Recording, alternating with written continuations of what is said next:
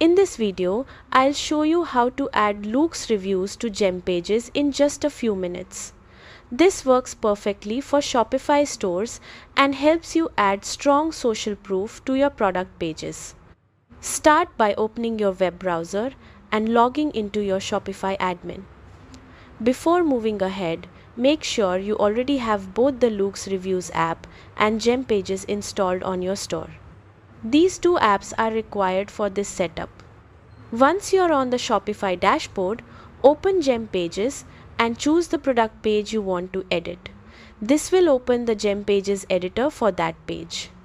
Inside the editor, look for the library option in the toolbar and click it. From there, switch to the Elements tab. This section contains all the components you can add to your page. In the search box, type Loox Carousel. When the Loox element appears, make sure it's enabled. If it's not active, simply turn it on. Now, drag and drop the Loox Carousel element onto your product page.